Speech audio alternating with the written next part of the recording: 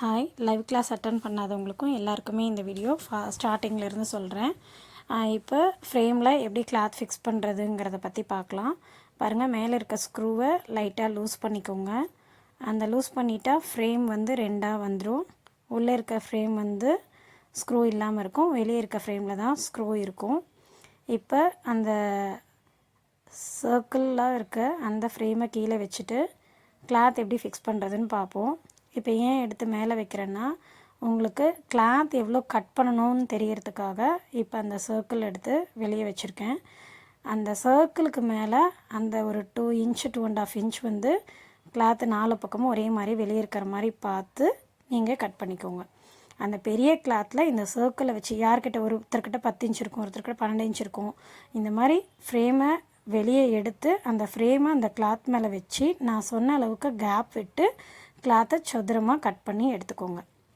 இப்போ அந்த சர்க்கிளை கீழே வச்சு மேலே கிளாத்தை வச்சுட்டு இப்போ அந்த ஸ்க்ரூ இருக்கிற அந்த ஃப்ரேமை எடுத்து பாருங்கள், லூஸ் பண்ணியிருக்கிறதுனால பாருங்கள் அது நவுந்து வருதா. இப்போ அதை இழுத்து ஃப்ரேமில் வச்சு நல்லா அழுத்தி ஃபிட் பண்ணிக்கணும். ஃபிட் பண்ணிவிட்டு நீங்கள் இப்போ லெஃப்ட் ஹேண்டை அந்த ஸ்க்ரூ மேலே வச்சு 2 ஃபிங்கரால் அதை நல்லா டைட்டாக பிடிச்சிக்கிறீங்க. இப்போ அந்த பக்கம் ஸ்க்ரூவை லூஸ் பண்ணியிருக்கோம் இல்லையா, அதனால் இப்போ வந்து அதை நல்லா டைட் பண்ணிக்கிறீங்க. எவ்வளோ தூரம் டைட் பண்ணிக்கிறீங்க, ஒரு 70% அந்த மாதிரி 70% டைட் பண்ணிவிட்டு லெஃப்ட் ஹேண்டை அந்த ஃப்ரேமை பிடிச்சிக்கிட்டு ரைட் ஹேண்டில் கிளாத்தை பிடிச்சி லைட்டாக இழுத்துகிட்டே வரணும். பாருங்கள், ஒவ்வொரு தடவையும் அந்தந்த இடத்துல இழுக்கிறப்ப லெஃப்ட் ஹேண்டில் ஃப்ரேமை பிடிச்சிக்கிறீங்க, ரைட் ஹேண்டில் துணியை பிடிச்சி இழுக்கிறீங்க. இழுக்கிறப்போ பாருங்கள் அந்த சுருக்கமாக இருக்குது பாருங்கள், அதெல்லாம் வந்து உங்களுக்கு கிளியராக ஆகும். அப்படியே கொஞ்சம் கொஞ்சமாக திருப்பி ஒரு கையில் ஃப்ரேம் ஒரு கையில் கிளாத் இந்த மாதிரி பிடிச்சி பாருங்கள். உங்களுக்கு இந்த இடத்துல பாருங்கள் சுருக்கம் இருக்குது, அதை இழுக்கிறப்ப அந்த சுருக்கம் பாருங்கள் போயிடும். பார்த்திங்களா, ரிலீஃப் ஆகுதா, சுருக்கம் ரிலீஃப் ஆகுதா. இது மாதிரி பண்ணிவிட்டு நீங்கள் அகைன் ஒரு தடவை ஸ்க்ரூவை டைட் பண்ணுறீங்க. இந்த லெஃப்ட் ஹேண்டில் பிடிச்சிக்கிறீங்க, ரைட் ஹேண்டில் ஸ்க்ரூவை திருப்புறீங்க. அகைன் ஒரு தடவை பாருங்கள் அந்த இடத்துலலாம் சுருக்கம் இருக்கா, இன்னொரு தடவை டைட் பண்ணுறீங்க. இந்த மாதிரி நல்லா ஃப்ரேமை பிடிச்சிக்கிட்டு கிளாத்தை பிடிச்சி இழுத்து ஃபுல்லாக ஒரு தடவை ஒரு ரவுண்டு ஃபுல்லாக வந்து நீங்கள் துணியை பிடிச்சி இழுத்து நல்லா டைட் பண்ணிக்கிறீங்க. அகைன் ஒரு தடவை நீங்கள் வந்து ஸ்க்ரூவை டைட் பண்ணி ஃப்ரேமை ரெடி பண்ணி வச்சுக்கிறீங்க. எல்லா பக்கமும் நல்லா பாருங்கள் சுருக்கம் போக இழுத்து வச்சுட்டா இப்போ தட்டுனா துணியில் ஒரு மாதிரி சவுண்டு வரும். அந்தளவுக்கு டைட்டான உடனே நீங்கள் ஃப்ரேம் நமக்கு இப்போ ரெடி. அடுத்தது இந்த த்ரெட்டு தெரியாதவங்களுக்கு சொல்கிறேன், இது வந்து ப்ராக்டிஸ்க்கு உண்டான ரங்கோலி ஹேண்ட் எம்ப்ராய்டரி த்ரெட்டுன்னு கடையில் கேளுங்க கொடுப்பாங்க. அதில் ஒரு சைடு வந்து நூல் இருக்காது, ஒரு சைடு வந்து நூல் தூக்கிட்டு இருக்கும். அந்த தூக்கிட்டு இருக்க சைடு நீங்கள் நூல் பிடிச்சி இழுத்திங்கன்னா எங்கேயுமே நிற்காமல் ஸ்ட்ரகிள் ஆகாமல் வந்துகிட்டே இருக்கும். தேவையான அளவுக்கு நீங்கள் நூலை எடுத்துகிட்டு எவ்வளோ வேணுமோ அவ்வளோ எடுத்துக்கலாம். எடுத்துகிட்டு நூலை கட் பண்ணி கொஞ்சோண்டு விட்டு கட் பண்ணணும். அப்போ தான் அடுத்த டைம் நீங்கள் வந்து அதை எடுக்கிறப்ப எதுவும் நூல் சிக்காகாமல் அப்படியே வரும். இப்போ இந்த த்ரெட்டில் மொத்தம் 6 நூல் இருக்கும். ஒரு நூல் மாதிரி நமக்கு தெரியுது, ஆனால் பிரித்து பார்த்திங்கன்னா 6 நூல் இருக்கும். மேக்ஸிமம் இதை வந்து எல்லாருமே 3 நூலாக டிவைட் பண்ணி அந்தந்த டிசைனுக்கு யூஸ் பண்ணுவாங்க. மொத்தமாக வேணுங்கிற டிசைன் நமக்கு எங்கே யூஸ் பண்ணுறோமோ அந்த இடத்துக்கு 6 த்ரெட்டும் ஒட்டுக்காக போட்டுக்குவாங்க. இல்லை கொஞ்சம் மெல்லிசாக இருக்குது வேணும் அப்படின்னு அந்த இடத்துல ஃபீல் பண்ணுறோமோ அந்த இடத்துல நூலை 3ஆக டிவைட் பண்ணிக்குவோம். இப்போ பாருங்கள், 2ஆக பிரித்தா எந்த சிக்கும் இல்லாமல் அப்படியே உங்களுக்கு நூல் டிவைட் ஆகி வந்துடும். இப்போது நீடில் த்ரெட்டர்னு இருக்கும். அது எதுக்குன்னா ஊசியில் நூல் கோக்குறது ஈஸியாக பண்ணுறதுக்காக. இப்போ ஊசியோட காது ஓட்டை, அந்த ஓட்டை இருக்குல்ல, அதை வந்து நீடிலோட காதுன்னு சொல்லுவாங்க. இயரில் இது அதில் வந்து அந்த நீடில் த்ரெட்டரை ஃபஸ்ட்டு இன்சர்ட் பண்ணிக்கணும். நீடில் எடுக்கிறீங்க, நீடிலோட காதில் அந்த நீடில் த்ரெட்டர் அதை வந்து பாருங்கள் அதுக்குள்ளே விடுறீங்க. அதுக்குள்ளே விட்டுட்டு இப்போ அந்த டைமண்ட் ஷேப் இருக்கு இல்லையா, அதுக்குள்ளே பாருங்கள் நூலை விடுறீங்க.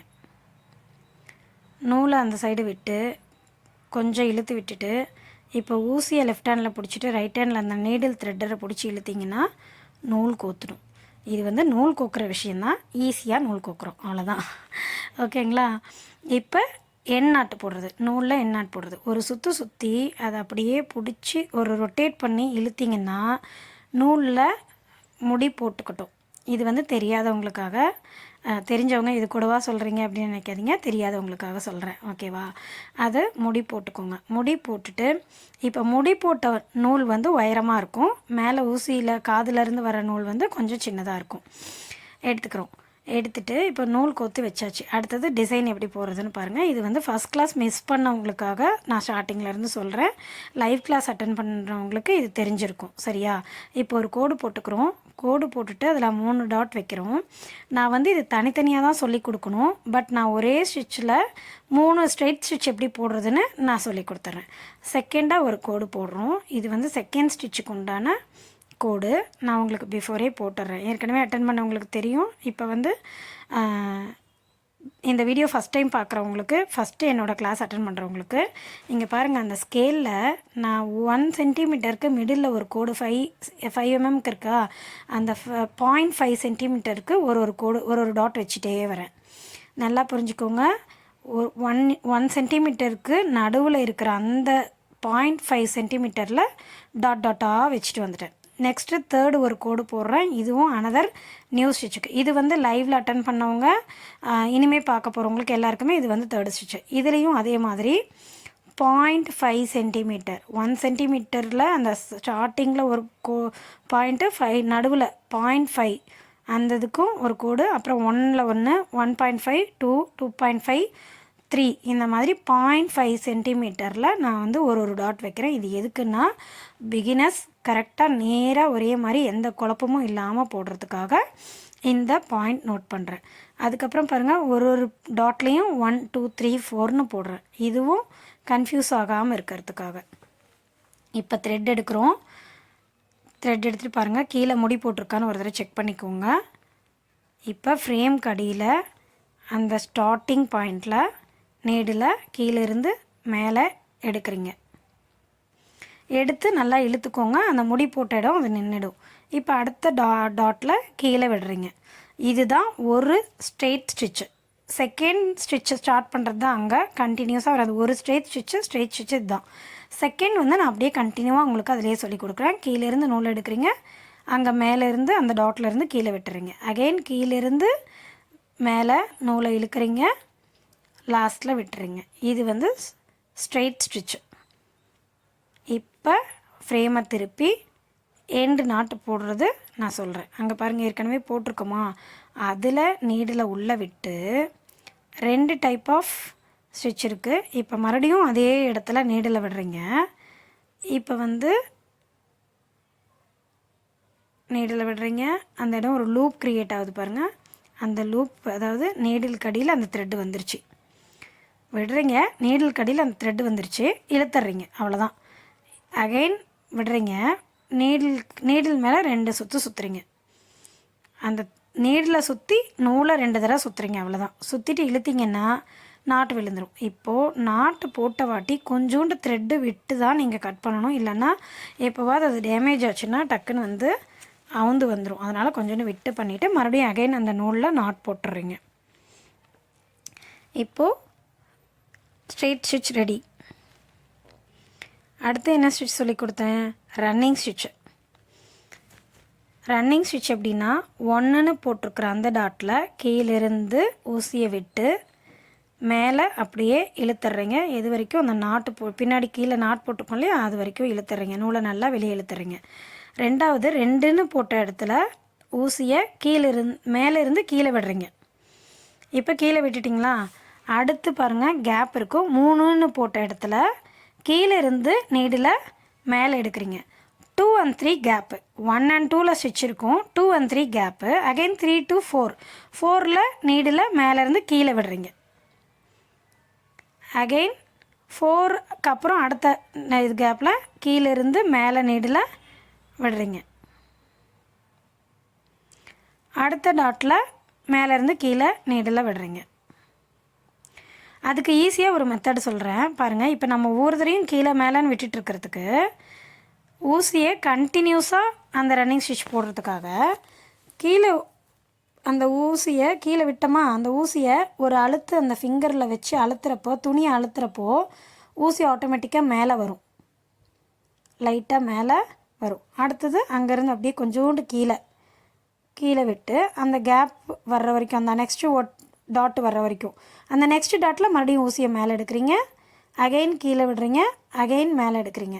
கண்டினியூவாக ஒவ்வொரு தடையும் விட்டு விட்டு எடுக்காமல் இதை கண்டினியூவாக அப்படியே கேப் விட்டு நம்ம சந்து புள்ளி வைக்கிறோம் இல்லையா, அந்த மாதிரி கேப் விட்டு ஒரே அடியாக நம்ம இழுத்துட்டோம்னா பாருங்கள், ஸ்ட்ரெயிட்டாக 1 ஸ்டிச்சு 1 கேப் 1 ஸ்டிச் 1 கேப் அந்த மாதிரி வந்துடும். இந்த ஸ்டிச்சுக்கு பேர் ரன்னிங் ஸ்டிச். நிறைய இடத்துல நம்ம இந்த ஸ்டிச்சை யூஸ் பண்ணுவோம் நிறைய டிசைனுக்கு. இப்போ நூலை கீழே விட்டு நம்ம எண்டு நாட்டு போட போகிறோம். எண்டு நாட் போடுறது நல்லா பார்த்துக்கோங்க. அந்த லாஸ்ட்டு ஸ்டிச்சில் ஊசியை அடியில் விடுறோம். நான் முன்னாடி ஒரு ஸ்டிச்சு போட்டதில் தெரியாமல் விட்டுட்டேன், அதனால் வெளியே எடுக்கிறேன். பாருங்கள், விட்டுறீங்க. இப்போ அந்த லூப் ஒன்று க்ரியேட் ஆகிருக்கா, அந்த லூப்புக்குள்ளே ஊசியை விடுறீங்க, வெளியே எடுத்துடுறீங்க. இது ஒரே ஒரு நாட்டு தான், இது ஸ்ட்ராங் கிடையாதுங்கிறதுனால அகைன் இன்னொரு விடுறோம். பாருங்கள், விடுறோம், அந்த லூப் க்ரியேட் ஆகுது. இப்போது நூலை இழுத்துட்டிங்கன்னா நாட் ரெடி. இது ஃபஸ்ட்டு நாட்டு. இன்னொரு நாட்டு எப்படி போடுறதுன்னா, ஊசியை உள்ளே விடுறீங்க. இப்போ அந்த ஊசியை ஒரு கையில் பிடிச்சிக்கிட்டு நூலை அந்த ஊசியை சுற்றி 1 டைம் 2 டைம் இப்படி சுற்றிட்டு அந்த த்ரெட்டை பிடிச்சிக்கிட்டு அந்த கையால் பிடிச்சிக்கிட்டு ஊசியை வெளியே அப்படியே இழுத்திங்கன்னா கடைசி வரைக்கும் இழுத்துருங்க. Knot ready. இது செகண்ட் டைப். ஓகேவா? இப்போ கொஞ்சோண்டு நூலை விட்டு கட் பண்ணிவிடுங்க. செகண்ட் டைப் உங்களுக்கு ஈஸியாக இருக்கும். எந்த டைப் வேணால் நீங்கள் ஸ்டிச் போடலாம்.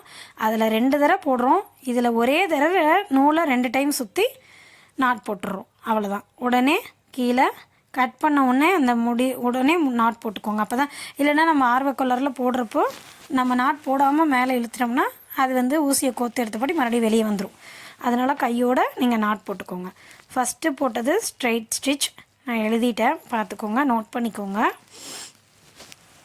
Second stitch running stitch. நேற்று கிளாஸ் பார்க்காதவங்கலாம் இந்த வீடியோவை பார்த்து போட்டு ப்ராக்டிஸ் பண்ணி அனுப்புங்க. ஆல்ரெடி ஒரு 40 to 45 மெம்பர்ஸ்க்கு மேலே டிசைன்ஸ் எல்லாம் போட்டு அனுப்பிச்சிட்டே இருக்காங்க. நீங்கள் பார்க்காதவங்க இந்த 2 ஸ்டிச்சும் நீங்கள் பார்த்து போட்டு இதே மாதிரி அனுப்புங்க.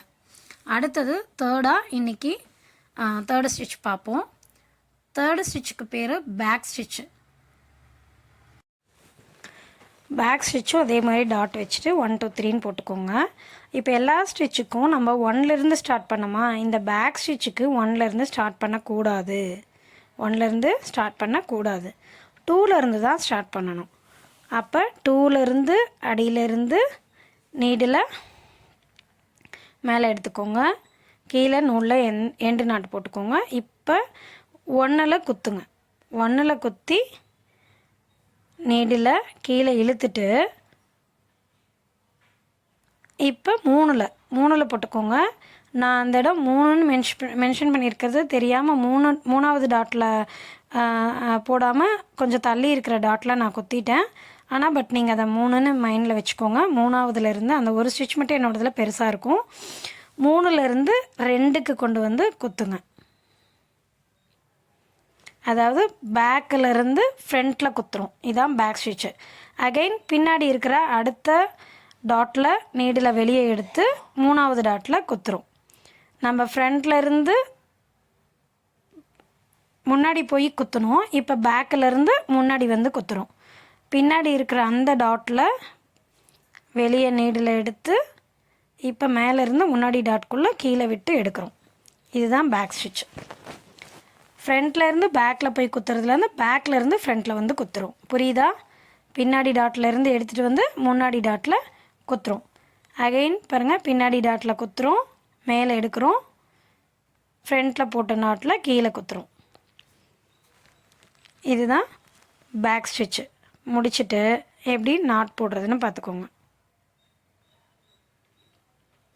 நான் சொல்லி கொடுத்த மாதிரி ஊசியை விடுறீங்க, 1 டைம் 2 டைம் டைட்டாக த்ரெட்டை பிடிச்சிட்டு ஒரு கையால் நூலை இழுக்கிறீங்க.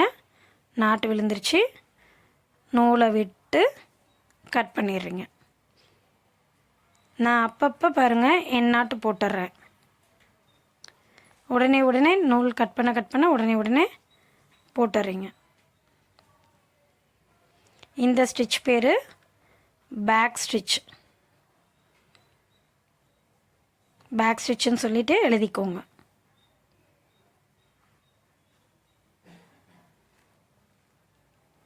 Back stitch, straight stitch, running stitch, back stitch மொத்தம் 3 ஸ்டிச் போட்டிருக்கோம். அதே மாதிரி இந்த ஸ்ட்ரெயிட் ஸ்டிச்சுக்கு ஒரு ஃப்ளவரு, அது பார்த்துக்கோங்க. நியூவாக வந்திருக்கவங்க போடுறது எப்படின்னா கிராஸாக ஒரு கோடு, ப்ளஸ் மாதிரி நேராக ஒரு கோடு, அதிலேருந்து கிராஸ் கோடு, இதிலேருந்து நம்ம அந்த ஸ்டார் பூக்கு போடுவோம்ல அந்த மாதிரி 1லேருந்து சென்டருக்கு கொண்டு வாங்க. அடுத்தது 2ன்னு போட்டிருக்கேன் பாருங்கள், 2லேருந்து அகைன் மறுபடியும் சென்டருக்கு கொண்டு வாங்க. அடுத்தது 3லேருந்து சென்டருக்கு கொண்டு வாங்க, 4லேருந்து சென்டருக்கு கொண்டு வாங்க, 5லேருந்து சென்டருக்கு கொண்டு வாங்க, 6லேருந்து சென்டருக்கு கொண்டு வந்து முடித்து பின்னாடி திருப்பி எண்டு நாட்டு போட்டுருங்க. எண்டு நாட்டு போட்டிங்கன்னா இந்த கோடு போட்டது இது ஒரு ஃப்ளவருக்காக. கண்டிப்பாக பின்னாடி நான் இந்த ஃப்ளவர் எப்படி போடுறதுன்னு சொல்லி கொடுப்பேன், அதில் பார்த்துக்கலாம். நிறைய ஃப்ளவர்ஸ்க்கு யூஸ் ஆகும். அடுத்தது பாருங்கள், சாம்பிளுக்கு இந்த மாதிரி பக்கத்துலேயே ஒரு ட்ரா பண்ணி ஒரு திலகம் ஷேப்பில் ஒரு ஃப்ளவர் வந்து போட்டுக்கோங்க. 3 சைடு போட்டுக்கோங்க.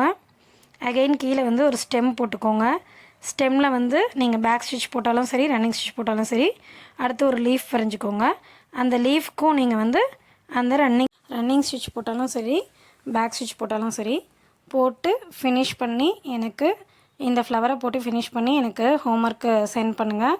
மார்னிங் 10 வரைக்கும் ஓப்பனில் இருக்கும். ஈவினிங் 6க்கு மேலே நான் குரூப் ஓப்பன் பண்ணி விட்டுருவேன். அதுக்கப்புறம் நீங்கள் மெசேஜ் போடுங்க, ஹோம்ஒர்க் போடுங்க. என்னோடய ஒர்க்கு முடிஞ்ச உடனே நான் வந்து உங்களுக்கு எல்லாருக்குமே ரிப்ளை பண்ணுவேன். தேங்க்யூ.